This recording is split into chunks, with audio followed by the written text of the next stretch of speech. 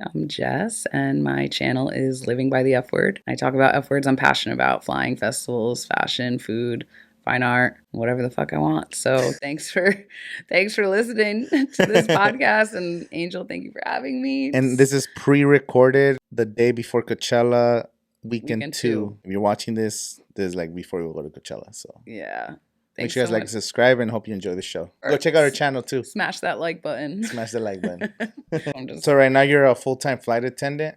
So how often are you on flight? Like you're on flights every day? Yeah, this month has been busy because I've decided that I'm gonna purchase my grandfather's home. So I've like done some budgeting, and in order to like carry the mortgage, I need to fly a lot. And so I've been doing a lot of transcon flights. The beginning of the month, in order to get off this weekend for the festival, I worked like 9 days in a row. But there's certain like legalities that we have. Yeah. So basically, like flight attendants, you could work. It also depends on if you like have a line, which is a schedule, or if you're reserve. But basically, flight attendants can't work more than 6 days in a row, at least with my company, unless you have a 24-hour break. But that 24-hour break can be fulfilled on a layover.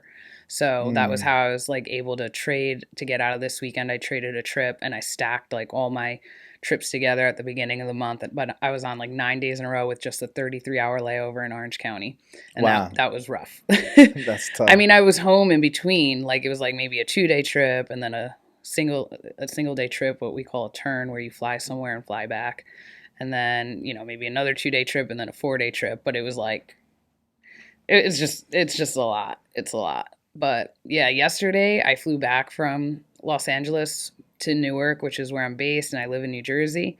And then today I flew back to Palm Springs to be here. So just back-to-back trips across the country. Yeah. Right now it's my bedtime. So I'm going to try so hard not to yawn. I'm just like trying to just hang in there. But I'm so excited to like be out here and just experience like Coachella again. And I'm excited.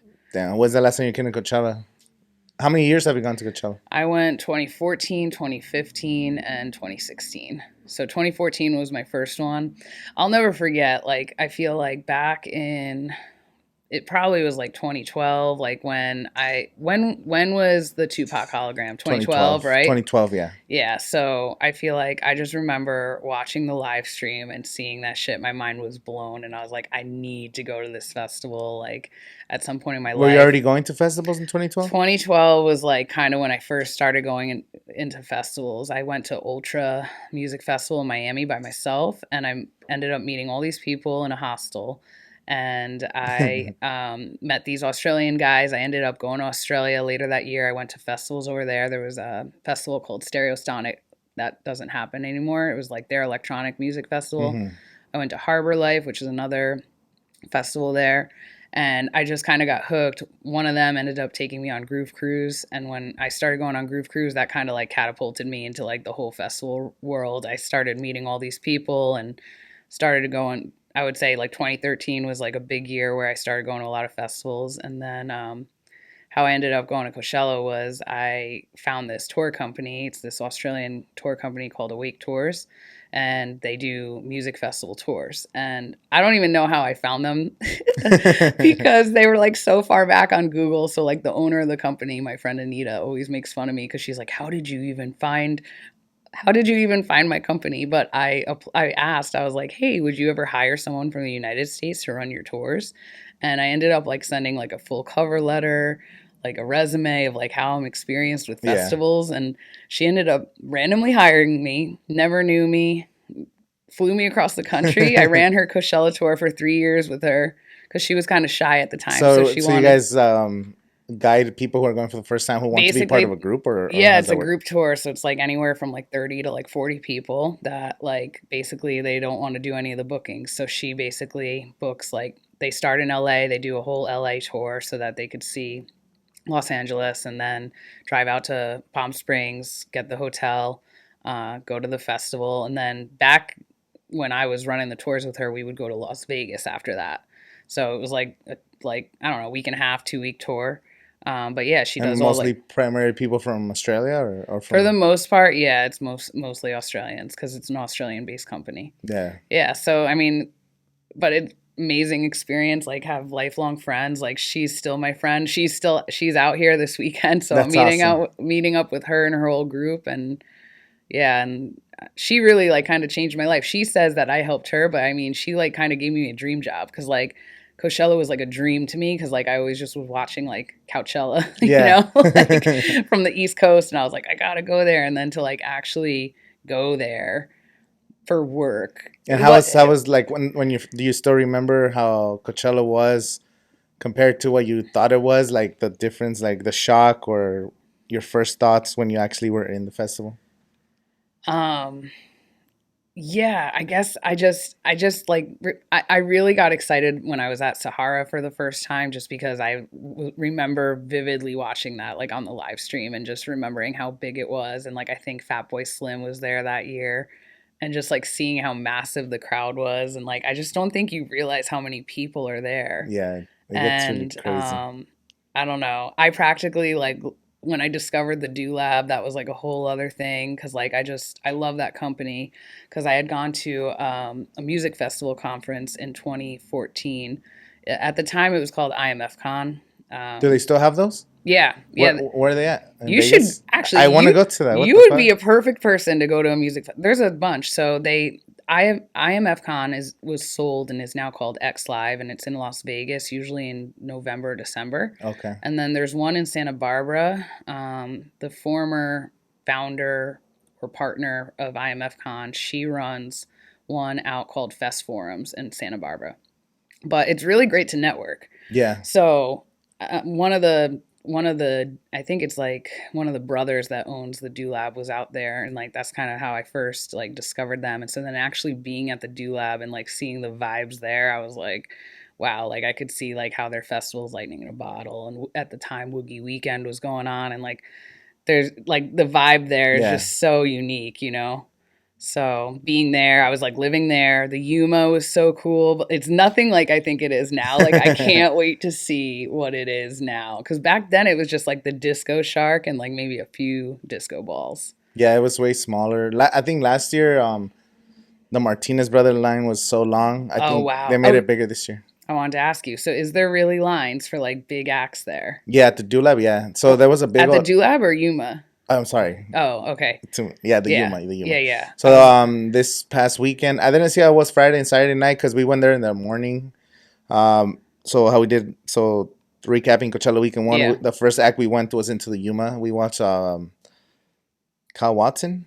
I think Yeah, he's Kyle he's on Watson. tomorrow at like 2. Yeah, that's our first act that we watched last Yeah. Friday. So we went in there. So we were in there because it's getting away from the heat because it's gonna be a hot weekend this Yeah, I year. So know. there was no line in the beginning, and for Gordo the line was moving, but I had VIP, so I was able to get to the front of the Oh, line. There's nice. like a VIP entrance, Yeah. but once you were in there, it's not even that packed. I think they're just trying to make sure there's no like it gets so overwhelmed. I don't know. I feel like I've been to a few events like that where like there's like fire marshals or like they need to make sure there's not too many people Yeah. inside but I personally I don't ever remember waiting in a line back then. I feel like years ago like the underground like music, like a lot of the techno and stuff that is like now huge, like to the point where you have like Tale of Us at Sahara and stuff like Oh that. yeah. Like it's gotten so big. So I just feel like I don't ever remember waiting in lines, but I know like I've heard other creators say like be prepared to wait in lines for Yuma, and I was like, Yeah, dang. Yuma's the one that had the biggest line. Everything else doesn't really have the Heineken. I guess there's also lines at night Yeah. for those exclusive like Yeah. sets, or they haven't announced the lineup for this weekend. I think maybe I missed it. I haven't looked at the schedule at all. Like at all because I've been flying so much. So like I like after this, like I gotta go over it with you When or you're like flying, I do you don't have know. like off time, or how does that work? You just like ask people's requests and what they. Not not really. Like no, like I mean when yeah, you're working. So I mean we could like after we have to complete a service, so usually like a meal and beverage service. When it's domestic, it's not like international. Internationally, you do get breaks. So that's different. But I typically fly domestic. I International's fun once in a while, but it's a whole different like it's just Com- different. yeah, it just And takes longer to and do those trims. yeah, and I think that domestic is more productive for hours, and I feel like flying, like I like to stay like kind of in similar time zones, like at least like being out on the West Coast, like I'm 3 hours behind. Whereas being East Coast based, a lot of the international trips that we do, majority of them are in Europe. I mean, there's other places, obviously, but most of the time, like it's Europe, and you could be going anywhere from 6 to 8 hours ahead. Yeah. So it's like almost working like double red eyes. And like, I don't really do good with red eyes either. I like to fly like during the day. How And many like, countries have you visited? Do you get a oh, chance to even like hang out a little bit when you get yeah. to different cities? Yeah. So, How well, often do you have like? Is there like? so many I'm sorry. questions. I know it's because I'm so curious about that. Yeah. We'll get back to Coachella in a little bit. Aviation is so interesting. I actually had a podcast myself all about aviation called What the Flight Radio that I started, and I had to stop it because I couldn't keep up with YouTube channel, the podcast, and flying. Like life was just Yeah. it was just too much content like to keep up with myself, you know. But I want to bring it back because I think so many people are intrigued and interested Yeah. about this job and the It's such. I think it's a lifestyle. job that at least I don't know. It's like it's up there. You know, like Yeah, I mean, I think everyone's like, oh, I want to be a pilot or something, but yeah, because of the flights and the experience of visiting so many yeah. places, so But yeah, you do get time. Like it really all depends. Like internationally, typically you get a 24-hour layover. There are some international trips that it could go up to like 70 something hours. Like Johannesburg, like I yeah, just saw a trip that has like a 78-hour layover or something. So it's like a 5 day trip, you know, yeah, with like almost 3 days, I guess, of it being there pretty kind of, yeah. But it just really depends. Usually with Europe, yeah, you get like a 24-hour, sometimes it could be 30 hours. And then domestically too, there are like longer layovers, like 30-hour layovers. Um, or you could just be going to sleep. Like a lot of the trips I do are kind of do they have like an area for you guys to like take naps and sleep for like with the workers or no? if you do international, yeah, there's crew rest. So it depends on the aircraft. Like 787, 777, they all have crew rests that are either like below or above. And then the 767, there's crew rest, but it's in seats. So it's a little different. There's like a curtain and you're actually like in customer seats Hmm. that are like more spacious. It's Yeah. kind of like weird, but yeah, I mean, legally, like for longer trips, anything pretty much over 8 hours, you usually get crew rest. Um, so, So how many countries have you visited? oh, that was your question. Yeah, that's a good question. So I used to love solo travel before I was a flight attendant. I Man, how many countries have I been to? I don't really know. I don't know. I would say maybe 30 or so. that's Not as many as you would think. I mean, that's a lot. Yeah. Either way. but I definitely need to like step up going on my solo trips again. I definitely would prefer to go international on my own because I think that it's just too wonky for work because you only, like I said, like time change. So like, you know, Takes like a day to adjust. if you're just give you an example, say like I fly like the flights at like 8 o'clock at night, East Coast time. You fly over, now it's like, it could be something like 4 or 5 in the morning for you. But once you get there with the time change, it's like morning, afternoon there. So you like have to force yourself to go to sleep for like, maybe like take a 3 hour nap. And then you have to force yourself to wake up so you can go and enjoy yourself, right? And then once you like go out, enjoy yourself, you can come back. But when you're going to sleep, I don't know, it's like the middle. I don't know, it's like the middle of the morning. I don't know, it's like It's always it's off. just Yeah. too much for me. Like with the time change, even though you do get crew rest, which helps, but that's like maybe like a 2 hour nap. Like if it's a shorter Yeah. international trip, but um, yeah, that's why I just like doing. That's why I just like staying domestic and like doing my own international stuff. But I have been to a lot of states. I only have 10 more states left. So Oh, I think sick. that's pretty cool. Is that one of your goals to visit all 10? I think I You're should. almost there. You I have to. I You think have to that I finish it should. I now. think I need to finish it. What? Which Yeah. ones are you missing? Okay. Which ones am I missing? West Virginia, Kentucky, Mississippi, Arkansas, Wisconsin, Iowa, Kansas, North Dakota, South Dakota, and New Mexico. Those are the 10 that I'm missing. The boring states. I wonder. I mean, No I don't know. disrespect to the people that live I want to go to I want to go there. to Wisconsin because I love cheese, and I don't know. I heard Milwaukee's like a cool city, and like I don't know. New Mexico. I think if I went, like, it's super artsy, certain cities, but I just haven't Yeah, like and so you get to haven't. choose, or every, how does that work?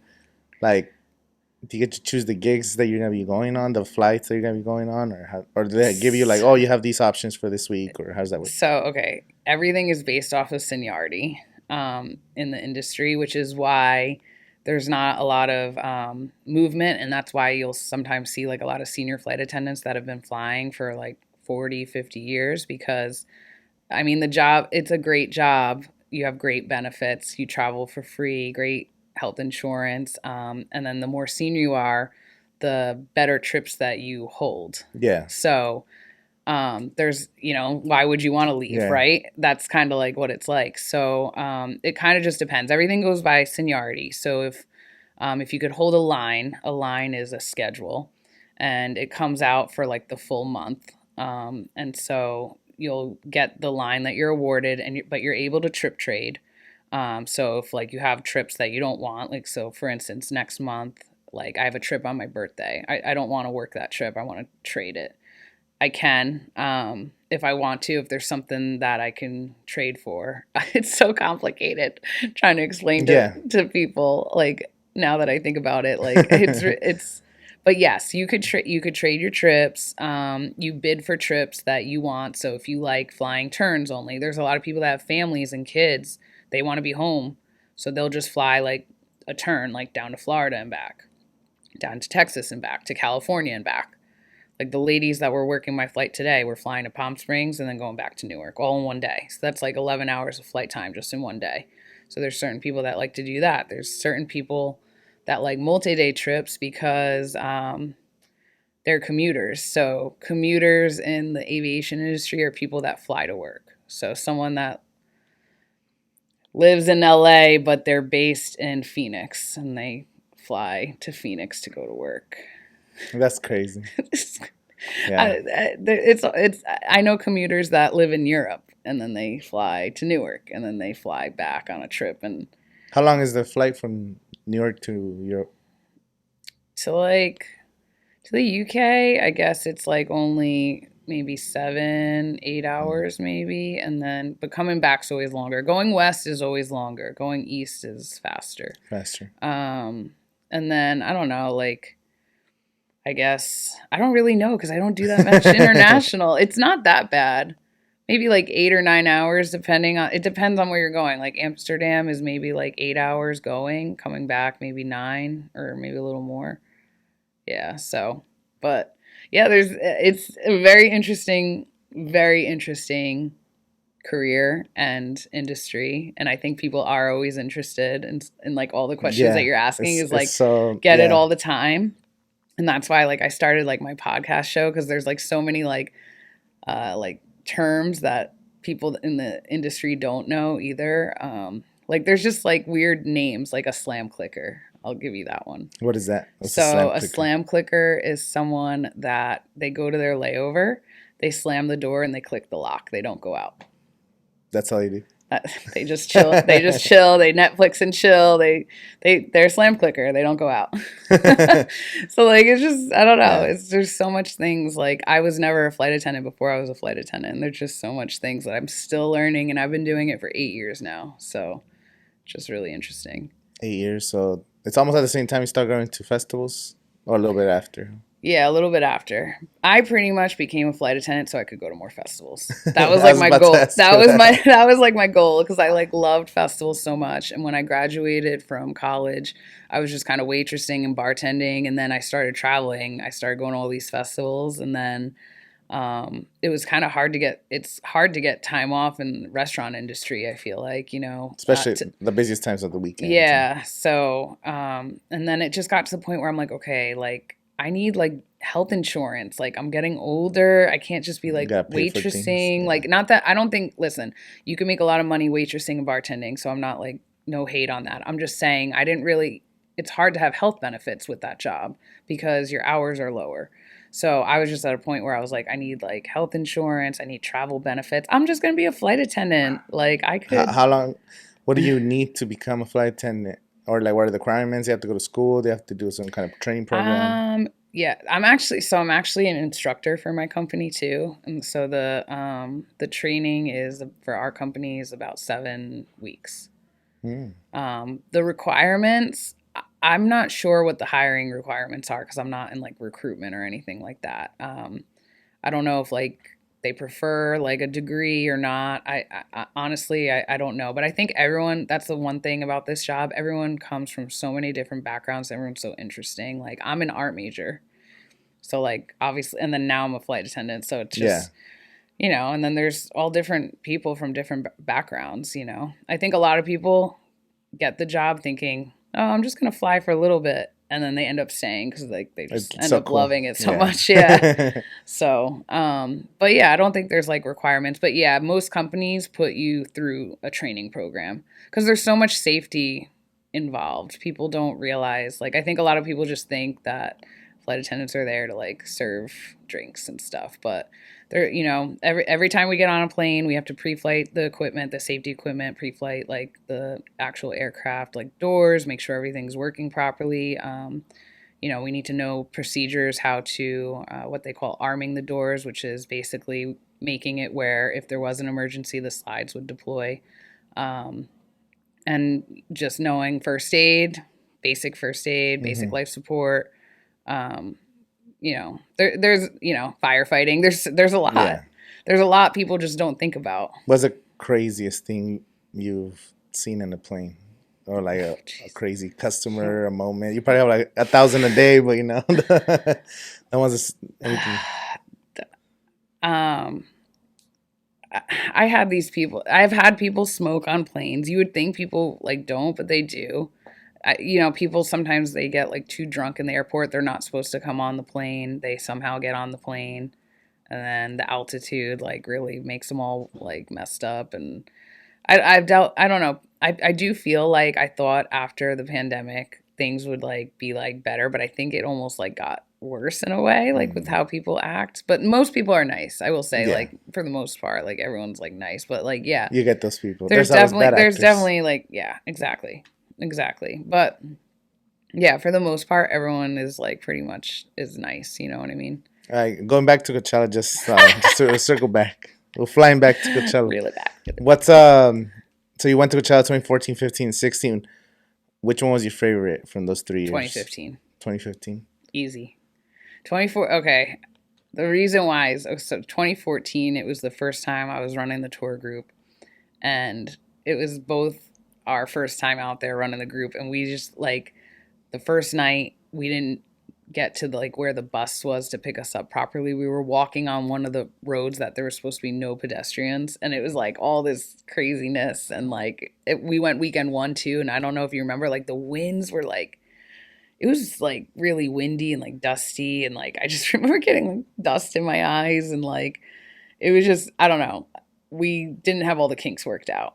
And then I feel like 2015, the group was just solid group of You gotta have the people. experience and Yeah, and it was just everything was like seamless. We had like worked out like okay, we know where to get dropped off. We know we know like what to do.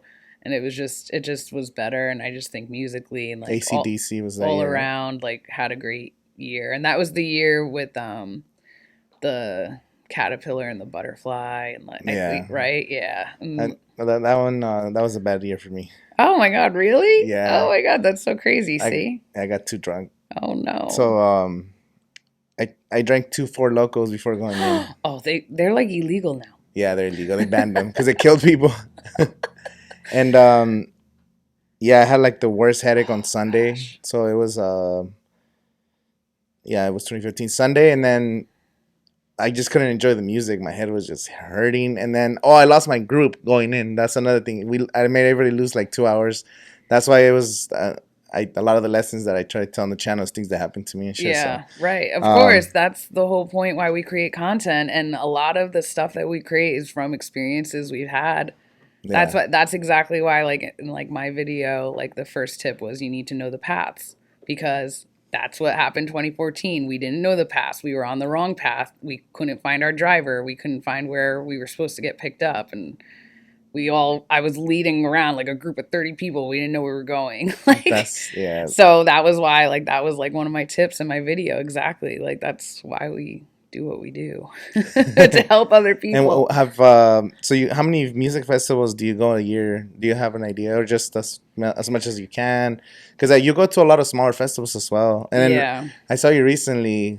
Well, actually, this last year you were right here in Lake Paris. No, like there was a festival there. I went to Desert Hearts last year. So last year was a pretty big year. I did 8 festivals last year, which I guess, I don't know. There's people that do more than that. But for me, like, I feel like I explain like 2022 as like the Lady Gaga meme, like bus, club, another club, another club, don't sleep. Like, you know that meme or whatever, the video of her and her saying all that, like, that's exactly what I felt like, because I just feel like 2021, festivals started coming back, right? Like towards the end.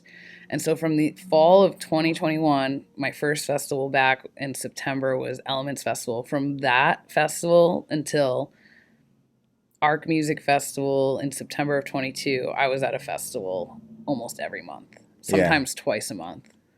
It would, and then I like took my sister out to LA because it was like her dream vacation to go see LA, and we were supposed to do that in 2020, but obviously that didn't happen. So I just feel like there was so much like travel, and I just feel like honestly it was such an amazing year. Yeah, it was such an amazing year of festivals and travel, and I don't know, I don't really, I've over the past few years, like, I haven't really planned ahead like this. So last minute. Can't believe I'm sitting here talking to you right now, like so last minute. Because I didn't really, I never really planned. I think a lot of actually my subscribers are going to be like surprised when they see like Coachella vlogs. Like, they're going to be like, what? Like, how did that happen? You know what I mean? Because what's your approach for creating content inside festivals? Like, do you have a plan? Do you just take your camera? Do you record with your phone? Do you have a GoPro? Like, how do you capture content? When I first started videos, I had a GoPro and I had the DSLR kind of like rig that like skaters would use. Yeah. Like, it's like like a U handle, and I would mount my GoPro on there with my cell phone, and I would use the GoPro app so I could see what I was filming. And that's how I first started filming videos. I really want to upgrade and get a new GoPro. I have like the old ass like Hero 3 Plus. Yeah. And so I don't even bring it with me anymore because it's just like so old. So I have a DSLR camera. I have a Canon 80D, but typically you need press in order to bring it to festivals. I don't even risk it at Coachella. I didn't even bring it with me. There's other festivals that I've brought it to. Like, there's festivals like Groove Cruise where you could bring it to. Desert Hearts, I could bring it there. Like, there's certain festivals that media credentials like don't matter. Yeah. But like the bigger ones like are definitely like more strict. Like, I've snuck my camera into Electric Forest a lot. So I've been able to get like good videos with that. But for the most part, I just use my phone. I want to get a GoPro, but just haven't. Yeah, I don't know. Do you use a GoPro when you? So last year I was using the Osmo Pocket. Have you seen Osmo Pocket 2? Yep. The best, cleanest footage, 4K. So little. And yeah, it literally fits in your pocket. So little. And then I would bring it out, and the only thing it dies maybe within like 2 to 3 hours of using it. But I always bring a battery pack to keep it going. And is that what you're filming with this year too? Or? So, damn, this year we snuck in this camera. What? Yeah, it was. See, that's what I'm saying. Yeah, like, so it's Saturday and Sunday. So the first day I had a GoPro, and then I had my Osmo. So my friend let me borrow a GoPro. Yeah. And I had my Osmo Pocket, but the screen is scratched. So on some of the footage, anything that hits the lights, it would just look foggy. Yeah. It kind of made it like a cool effect, like a VHS look or whatever. All right. So I got to pick your brain about this because I've snuck my camera into festivals before, but like it's where I've been camping. So I know that if they find it, I could go back to my campsite and drop it. Mm-hmm. So what do you do? What would you do if they found it? What would you put it in a locker? So this year we had weekend on Coachella Weekend one. I had 3 friends that were camping. They had like 3 cars. So I told my friend, this is actually my friend's camera. He came from LA, and then he's like, "Fuck it, let's just try to take it in." And then I had another friend. Her name's Liz Castles. I had her on the podcast recently. She's a local. She told me she detaches the body from the That's what lens, I do. and then someone takes it on that, find us on that side of the security. Someone go on the right, and then you just like show it. But this year, to be honest, weekend one, like the security was the chillest I've ever seen. Like Wow. they didn't check anything. It was pretty. Wow. Yeah, it was pretty. At least that was my experience. And we were going really early, so I don't know how it got when there's a lot of people. Usually they get more strict, but Yeah. yeah, super easy.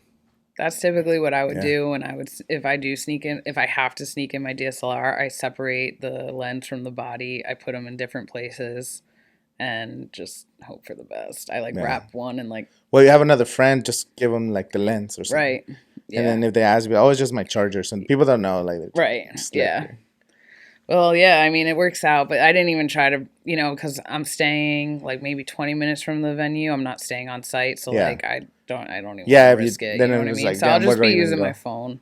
But it's like, I mean, Phones are so good. Sometimes I was using this and I'm like, damn, it's so and heavy. I was like, this is like, fuck that. I'm not Right, yeah, exactly. Like I know sometimes like my arms hurt when I bring my DSLR, and like I'll like have it on my shoulder, and like people will like, if you're going through a crowd, like I always have to hold it like up so that people don't like run yeah. into Oh it. shit, And I would have to hold it like against my chest. So yeah, I don't want to like someone hit the it's a lot lens. of work when you Yeah, bring it. It can be like a lot of work, because I feel yeah. like once you assemble it, then you're like, okay, I don't want to like put it back in my bag or whatever. And then if there's weather, Weather like issues. rain or any type of, I mean, out here you don't really have to worry about that, but like at other festivals, like sometimes if it could, I think it rained. The last time it rained, man, I don't remember. did it rain out here? I don't, did It it? rains, but like very Oh, rare. Like, damn, what Coachella was it when in Yeah. 2016, 17? It rained weekend one in one of the Coachellas.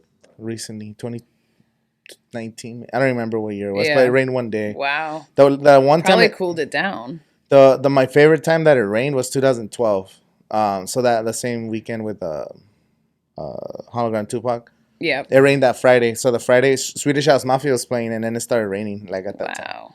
So I wasn't camping, so I don't know how it was in the campgrounds. So, Yeah. you know, How many years have you camped at the I've only festival? camped once. Oh, really? So I have friends that are always camping, so I'm Yeah. always at the campsites, but I've only camped once. I guess because you're so close. Like, Yeah, so might as well come home and sleep in your own bed. exactly. So I I'm mean, like, I could even walk to the festival. It'll probably be like a 40-minute walk oh, wow.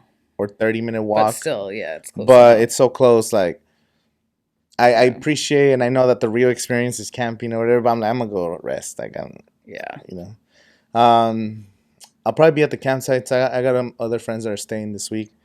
But I don't even want to go that early. I was so tired on Monday. I've never been this tired. It's crazy. Yeah, I know. And you're pushing out so much content in between, and like I don't even know how you do it. Like I always need like so much time to recover after a festival. Like I feel like I don't know how people go back to work right away. I usually take like a day or two off. I'm just, Yeah. because it's exhausting. I feel like tomorrow everyone wants to kind of go in early because like I think there's some acts that are like starting at 2. But I did that. Let's see, Electric Forest. I did that like, and the sun took me out. Like it took Yeah. me out. Yeah, I don't recommend anybody going tomorrow early. And like on last Sunday, that's why I was tired on Monday. Because Sunday we went at 1. I went in at 1 every day this weekend. Yeah, And on Saturday I only slept 4 hours. I know. It's crazy. I slept Dude. 4 hours because of editing. I woke up early. I think we edited some videos at night, but I'm like, I can't. I went to sleep, woke up like maybe Yeah. 9, just try to recover. And then, hey, it's 12 something. We got to start heading out. I'm like, fuck, But okay. I respect your hustle though. Like Yeah. that's I will say, like as a creator, that's one of my problems. Is I like my turnaround time is like kind of like it could be extended sometimes.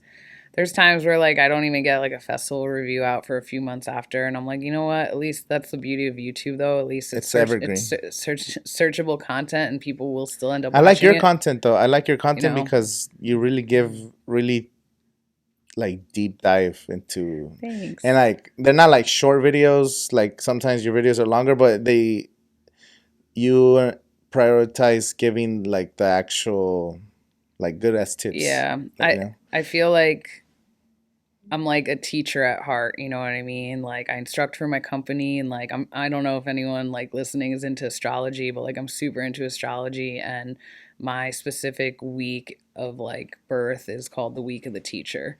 So like I'm really like into like learning from other people like Mm-hmm. that are teaching me and then me teaching people, but I've definitely like figured out like that there's a lot of people that like watching vlogs, but like typically that's like my least favorite thing to Yeah. create because it's first of all it's a pain in the ass to edit so you don't get copyrighted.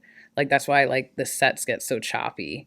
And then but for me personally, like I like educational based content cuz I like helping people and connecting the dots for people and Yeah, no, your so content, and you do a lot of editing too.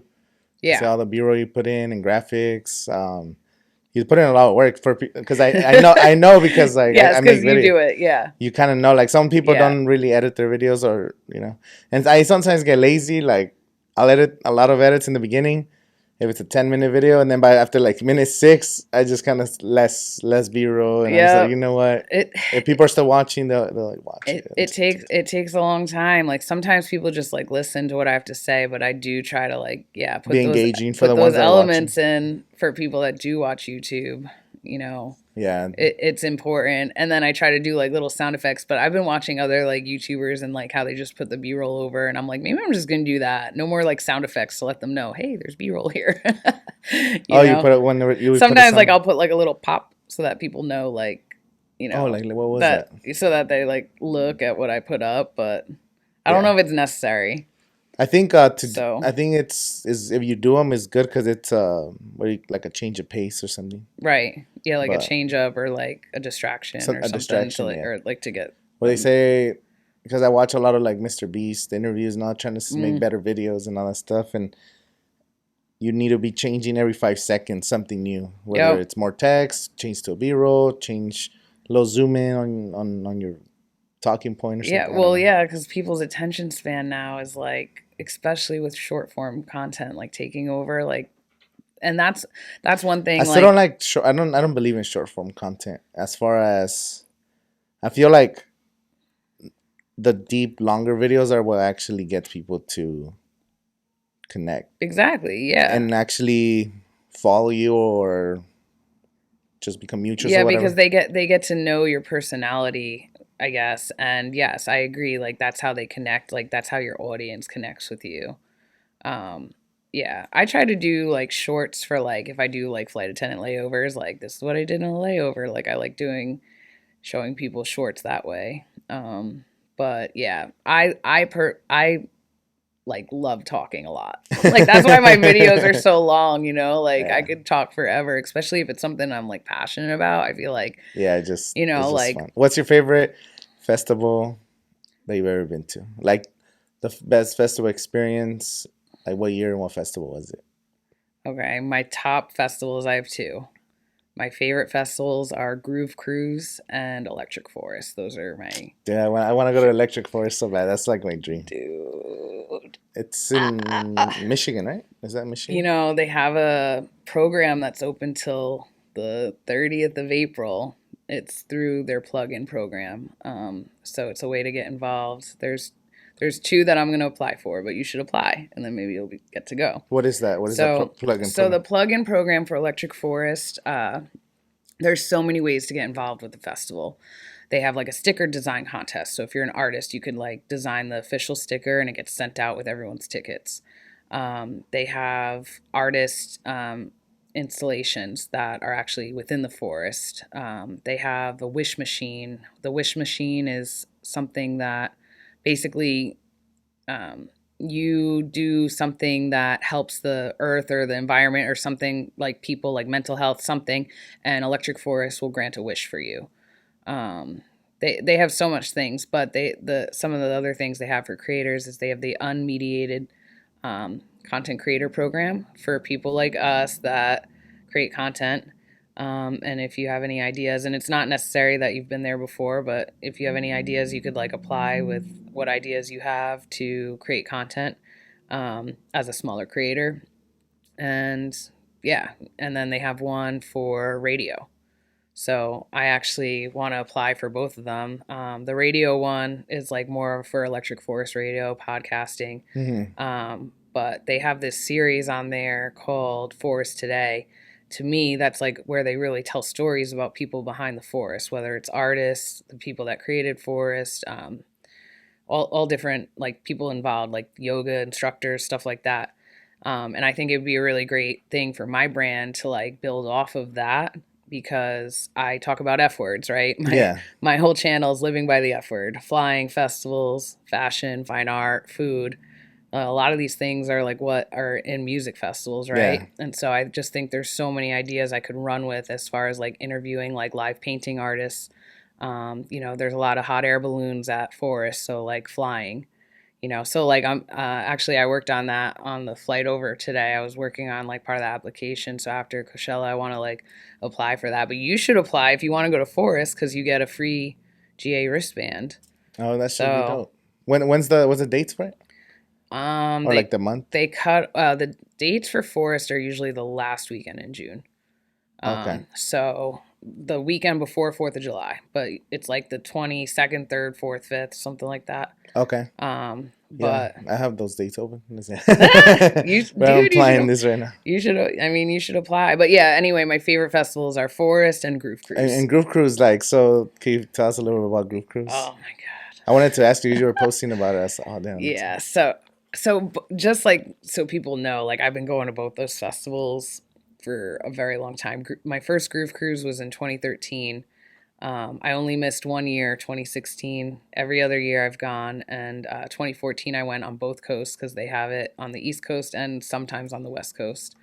So where do they take you? Where do they take off from? Like what's a Groove Cruise? So Groove Cruise, for anyone that doesn't know, is pretty much the first and it's the largest electronic dance music festival on a cruise ship. So a lot of people are usually familiar with Holy Ship. People are familiar with Friendship.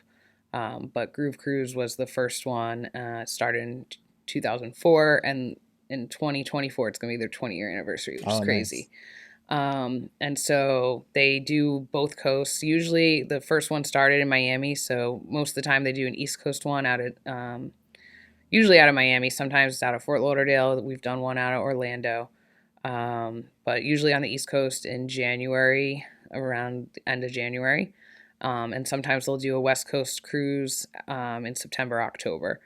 But the Groove Cruise family, like they vote. We vote every year, like on like where we want to go, the dates, the ships. So like we kind of control and like steer where it goes out of.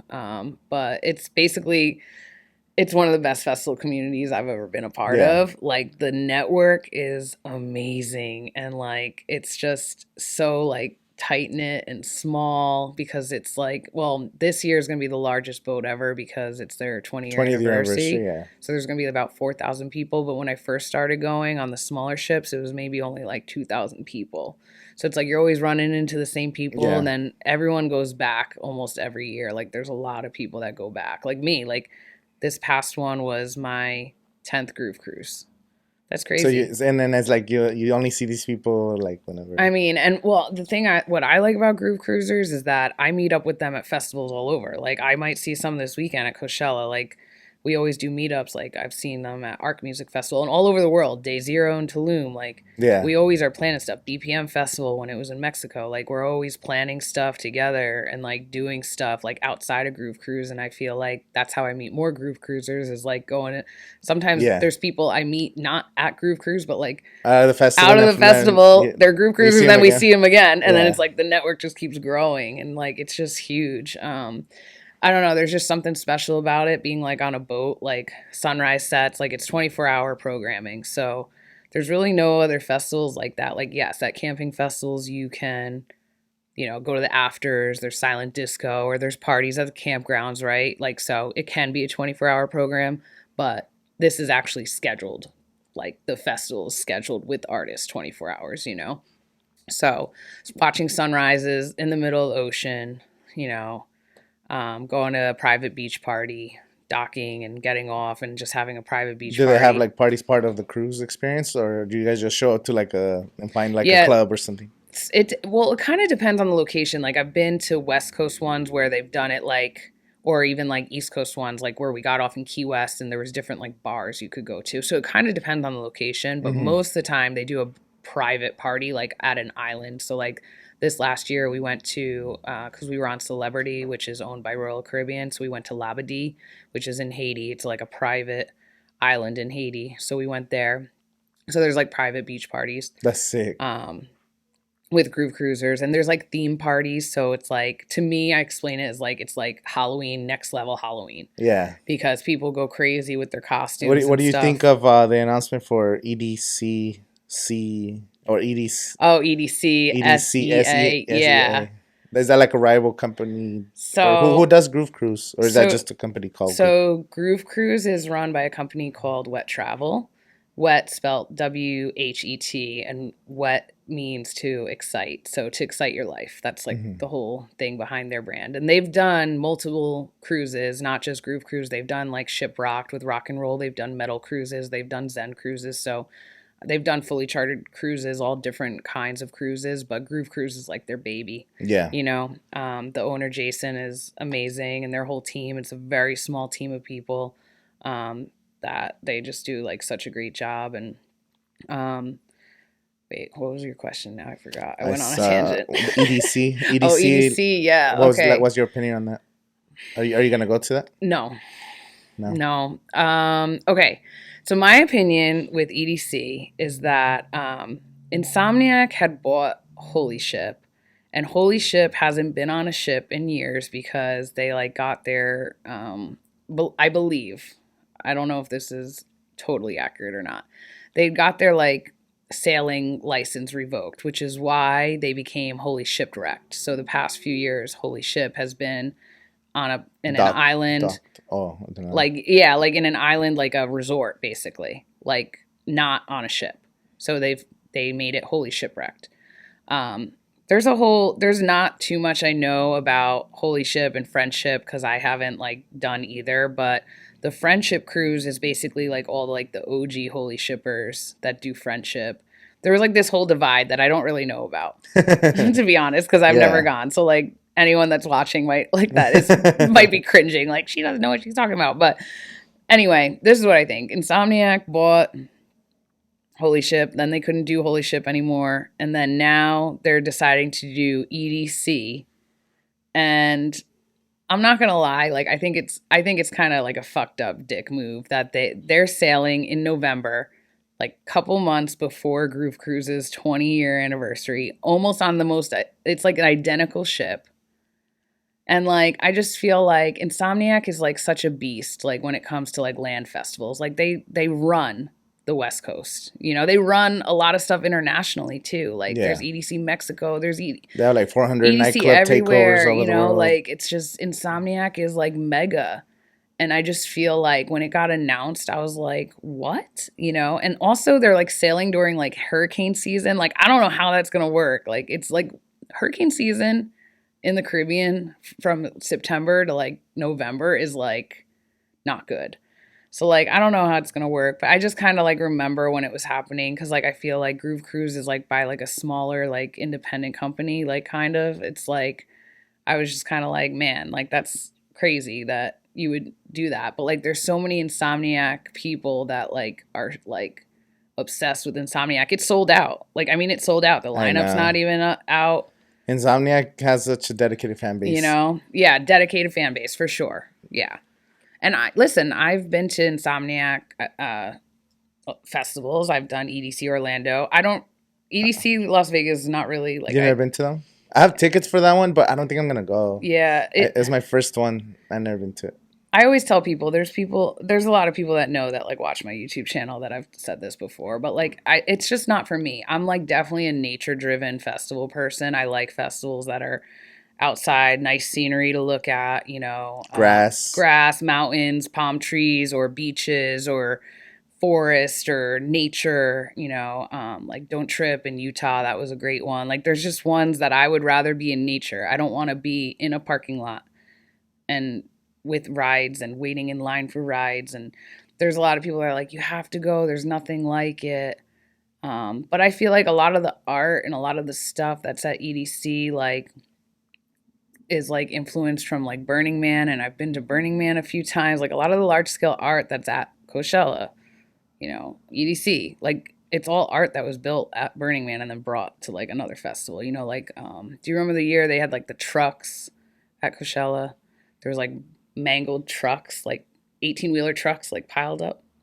You remember that art piece or no? Oh, okay. Well. Maybe. To be honest, I don't. Well, okay. So anyway, I don't know. And so a lot of people are always trying to convince me, like, you never seen the art like this. And I'm like, but I have, I know exactly where all those art cars come from, Yeah. And and I've done EDC Orlando, which is like not even like half the size. And that to me was huge. I don't really like massive festivals. I think I've definitely become like a more like smaller, intimate type niche festival. Down, yeah. You know what I mean? It's different. Yeah, Coachella sometimes feels overwhelming. Like at night, once they have main headliners, it's just like a sea of people. Right, You can't even get out.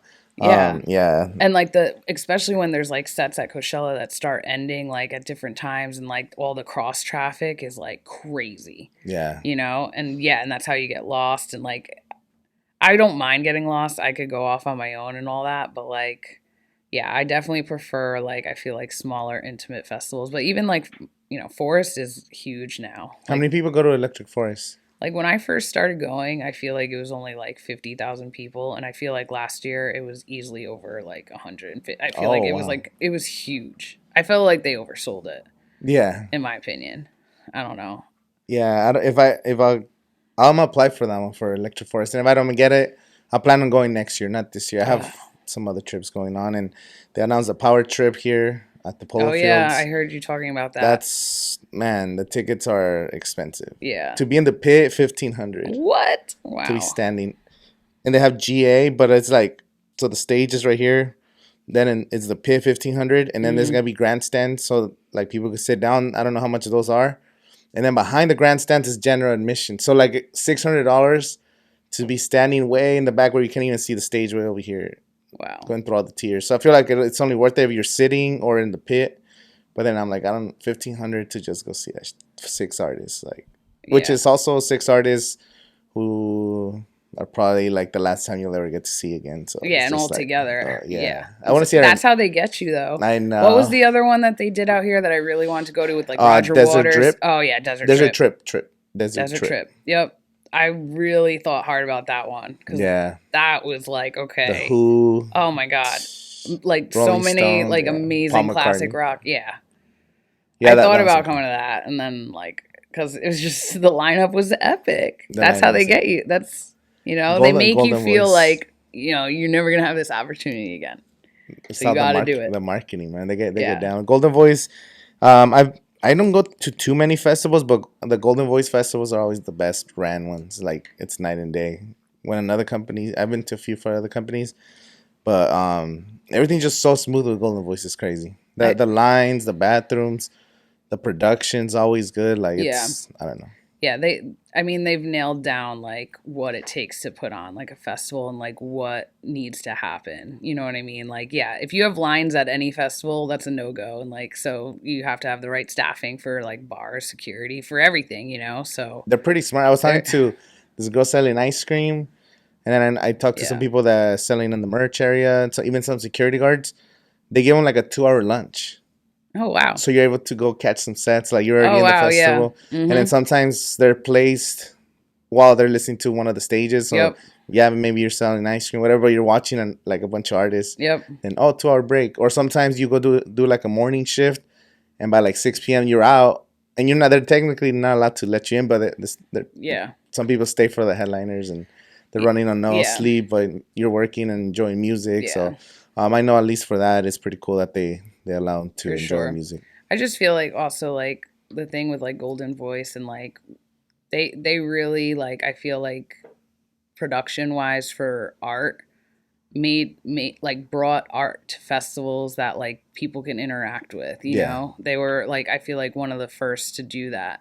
I just remember like seeing like the snail the one year, and I was like, yo, like that is so cool. Yeah, and then moving around the polo grounds. Sometimes like, you didn't even know it was moving. You're like, oh, cool, that's a cool structure. And then like it was gone. You're watching somebody else. You turn around and you see it far away. You're like, what the fuck? Like, right. And that shit trips you out. And then the caterpillar, Then Yeah. it was like a caterpillar on Friday, Mhm. then it was a cocoon on Saturday, and on Sunday it was a butterfly. Yeah. Like that was so sick. Epic. So going back to that year with I walked in after drinking those 2-4 Oh yeah, locos, yeah, yeah. and then I lost my group. Like going in, Yep. I was too drunk, you know, and I'm like, what the fuck? Where's everyone at? We had no plan. It was like 3-4. It was hot as fuck. And then I'm like, hey, I'm right here by the caterpillar or some shit. And then they're like, no, we're right here by the caterpillar. Where you at? And then I think I was under the butterfly. Well, but I was saying I was in the caterpillar. Yeah. They were all confused, and we ended up losing like 2 hours to try to find me. And yeah, it Oh, was terrible. jeez. That's why I don't like to drink inside. I'll have Yeah. a couple of drinks, but I think if you just fucking enjoy the music and just be hydrated, you'll have a Yep, better yep. weekend. Yeah. That's the way I look at it, you know. Yeah, for sure. I'm like kind of on a budget, so like I'm already like I've already told myself like, okay, try not to like drink so much this weekend. Just I don't know, especially if I'm going in earlier. That's what that also kills you because like you're like, oh, like let me have a drink and it's afternoon, and then next thing you know, you're there for like what 9 12 hours, hours. 12 hours. Like it's crazy. They have some good spots.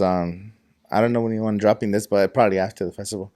But there's some good areas that I really like for hydration. So Yeah, they have the not suicide prevention, the overdose and prevention overdose. and overdose. Actually, Yeah, yeah. So yeah, they have like giant fans just blowing, beanbag chairs for you yeah, to sit down.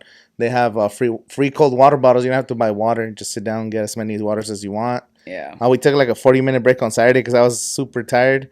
We are just chilling there. Just I was charging my phone. They have a charging station. yeah. And then, yeah. I want to go check that out. That's something that's super interesting. The whole end overdose partnership that happened with Insomniac.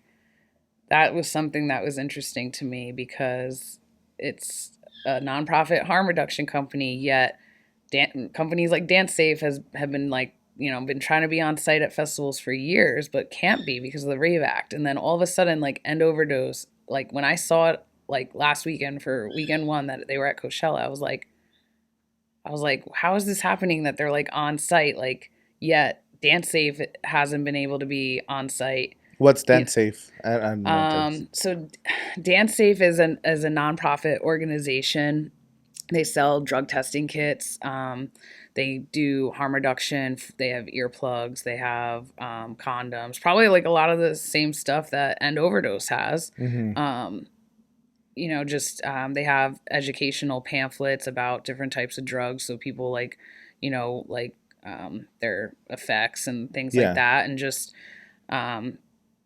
basically like they're a safety team that's been in the United States that since like I think the 90s. And they really haven't been able to be on site just due to the Rave Act, which really prevents promoters having, companies like them on site because then it's like promoting drug use, right? But all of a sudden, out of nowhere, End Overdose partners with Insomniac, which I was like, okay, that's crazy. Like I'm happy. Listen, it's a step forward. I'm not complaining. The right direction.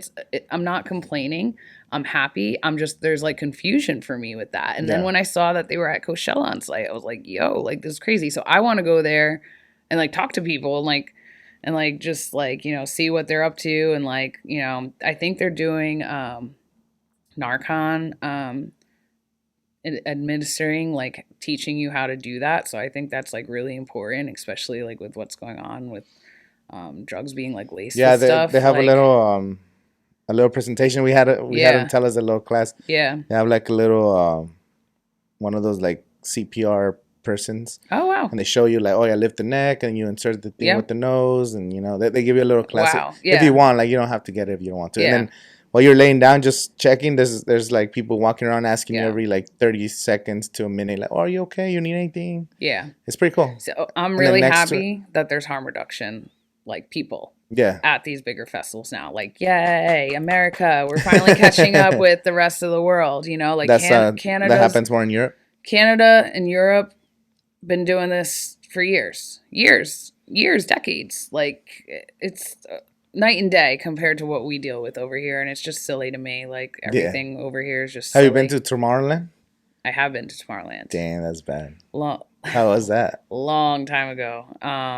2013 and 2014.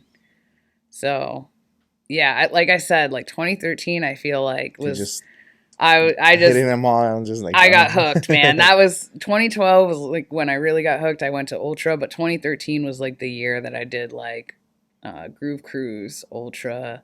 I did Hangout Fest in Alabama. That's like a multi-genre festival in Shores, Alabama. I'm a fan of multi-genre festivals, Yeah, yeah. like EDC or just electronic festivals. I've never really gone. I've only gone to Hard Summer, but I went to Hard Summer before it was taken over by Insomniac. Insomniac, yeah. So I haven't really been to Yeah. any large. And that's why I bought tickets for my first EDC this year. I was like, I finally have to do it. And You know what? I mean, I feel like ravers, like the rave community, is like the crowd is so different than like what you get at a multi-genre festival. yeah, Like everyone is just wow. Like for the most part, just and I'm not saying like at Coachella they're not like that, but like just so caring, like complimenting you. Like wow, I really love your outfit. yeah, Like you look amazing, or oh, I love your totem, or I love are totems allowed at Coachella? yeah. Oh, they are? I Okay. I think just so. realized something. I was like, I don't really remember seeing them there. Um, But yeah. I mean, at Coachella, no one really. I mean, you see. I feel like you used to see it more, like people dressing for raves. I feel like I don't even know. Coachella's kind of weird now. It's kind of just like I think everyone, like, I feel like this whole, like, maybe, like, people that are just getting into festivals thinks everything's a rave. But raves are raves. And, yeah, like, that's different. there's, like, electronic music festivals that, like, are more ravey, but, like, they're still not raves. Like, Yeah, but people call them raves. it's a misconception. Right, like so, but anyway, you should definitely do Tomorrowland once in your life. Oh, I have to for sure. That's in the That bucket list. is crazy, and that to me is the most organized festival I have ever been to in my life. So for as many people as they have there and as large as the festival grounds are, you're only allowed to like walk one way. So like all the cross traffic you'd see like at mega festivals like Ultra, Coachella, like where else, Forest, anywhere where like tons of crowds are leaving different stages and like you could get lost. It really can't happen at Tomorrowland because they make you all walk. If you're walking like one way to the festival, it's like all like a one way, and then people come in this way one way. So like if you come to a bridge, like they have people working there, and if you're Stop not, you. yeah, and they're like, oh, just go around this way, and like, Yeah, and there's no crazy traffic like that. It's so organized. They have flushable toilets. Like that festival is next level. And I went so long ago that like I need to go back. now Like, it's probably just oh my crazy. gosh, I wanted to go this I'm year. excited to see how your opinion on Coachella because the production. Oh god, I'm so The excited. Sahara is crazy, like you're saying. The Yuma, Mojave, every stage, like even the little one, Sonora stage is a new one they added. I don't know that stage. I don't even remember that stage. That one's cool. If you go early, you should check it out because it's indoors. Yeah. Get away from the heat. Stay in the indoors with AC as much as possible. Yeah. I don't know Sonora. Heineken Tent, I feel like I didn't even really see either. I never really go on it, to be honest. It's I honestly too far away. feel like I lived at the Do Lab like the last time I was there. Like I just Do Lab Yuma. For me, I mean, I have to catch like the headliners and the big acts because even though I don't like them, or maybe like Ariana Grande, for example, I like some of her songs.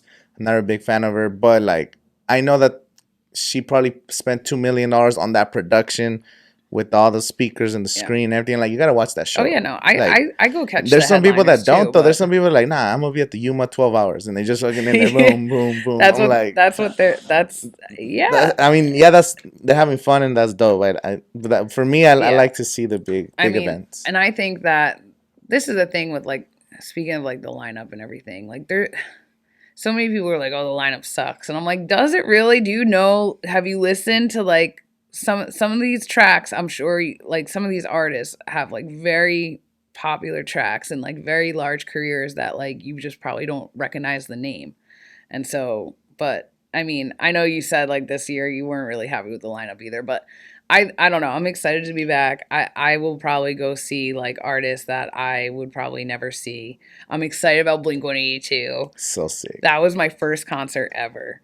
So my first concert ever with them. I was probably like 13 years old. So I'm gonna be 36 in like 2 weeks. So it's Perfect. been a long Perfect gift. time. It's been such a long time. They were my favorite set from Almost, weekend it's one. been like 20 years since I've seen them, you know? And like, yeah, you've been saying like they were everyone's been saying they were amazing. And I'm just so excited. My whole room used to be Blink-182. Like I was obsessed That's with so them. sick. Like posters. I wanted to marry Tom. You know, like had like that girl crush on him. Oh my gosh, with his lip ring. Ah. Nah, yeah, this is gonna be super cool. And then Gorillaz and Bad Bunny and Oh, I want to see Bad Bunny. now we too. have Skrillex closing out. Is it true? Yeah, it's confirmed. It's confirmed. So Skrillex is after. So it's a 5-minute break after Blink-182 ends. Skrillex and Fred again and Fortet back to Oh back. my god, it's confirmed. It's confirmed. Wow. So now you got 2 headlines. Holy shit! I'm so happy I decided to come because I was Yeah. like really on the fence about it, Skrillex, and I was like, I don't know. Oh man, it's gonna be fun. Yeah, it should be pretty cool. Blackpink was super sick. I saw them from really far back. I think this week I'm gonna get really close because I caught like 40 minutes of the set, and I went to see the Hollow show. Oh, I need to see Eric You need to Chris see the Hollow. Hollow show. Oh Yeah, my gosh, that's I need a to must. go. Especially because I'm really into dance music, and I still have never seen Eric Priz, let alone the Hollow Well, it's show. his first non-European show right now. I think. Wow. It's his first show in North America. So yeah, I need to go see that. it's trippy. It looked better. So I don't know how close you want to get to it, but if you want to get a little closer, just keep going to the right of the outdoor theater. Okay. It's gonna look it's crowded, but just keep going to the right. So And it's open. It's always open. Yeah. It's just because everybody bottlenecks at the. Yep. Everyone comes from all the stages and they stop.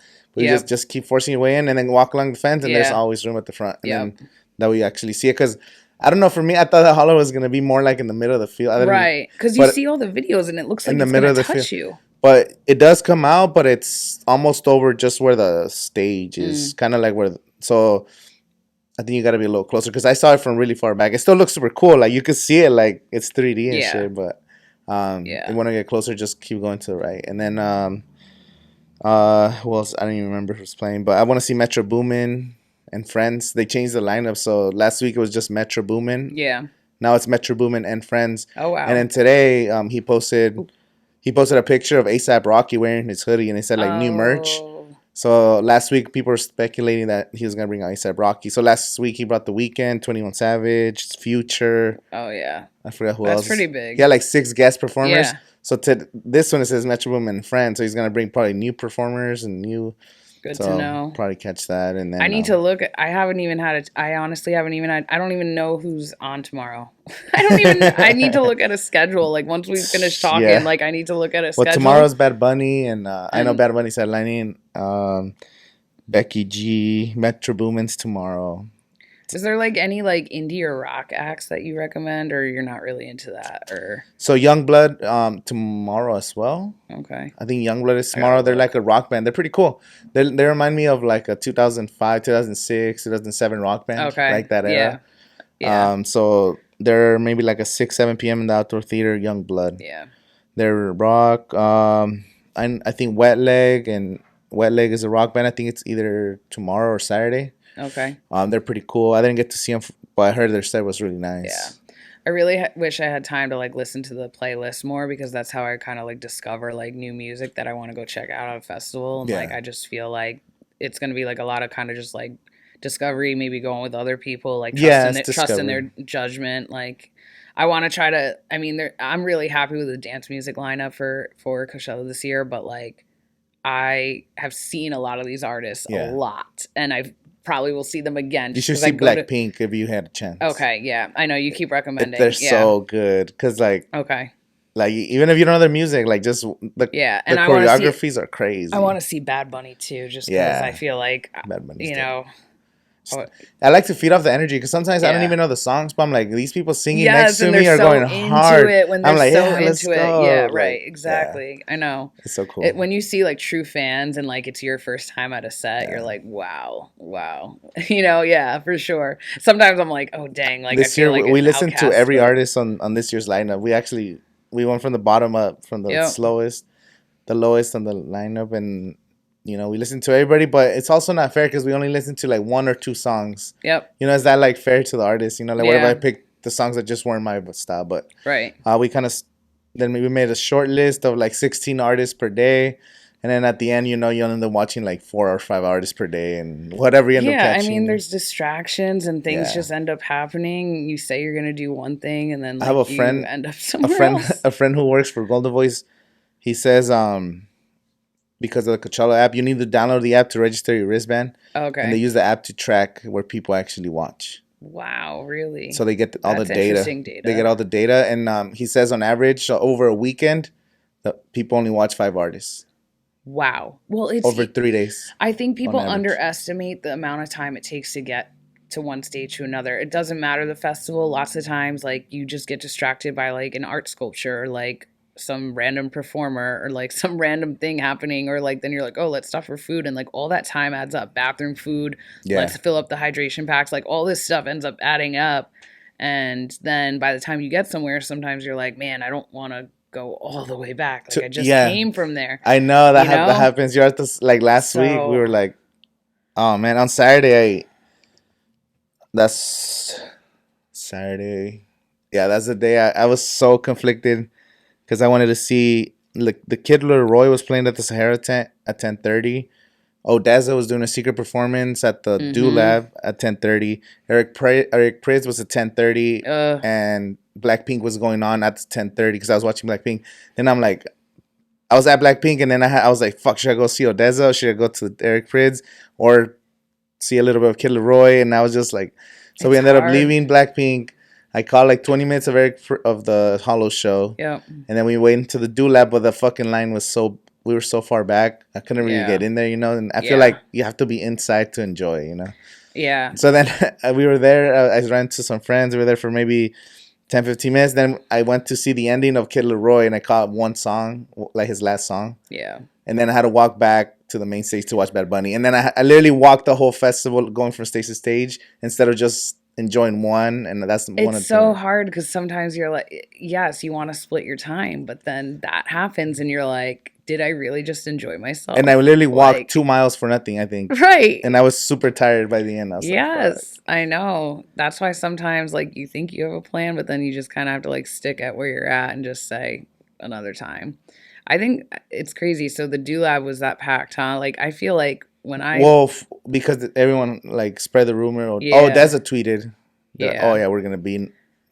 I feel So- like it's just grown in popularity. When That too. I feel like when I used to go, like no one really knew the Do Lab. Like I have videos like of just walking up to the front, no problem. Yeah. Like It was back in the like day. it's like you're walking to a stage and you run into it like, oh cool, and then you're in there Yeah. for 5-10 minutes and then you walk out. Yeah, but But now it's Now it's like a Huge. thing, yeah. Yeah. And then now they announced, I think Saturday and Sunday just says surprise, surprise, surprise, surprise, surprise. Like they might bring some big old names and I'm sure they you know. will. Yeah.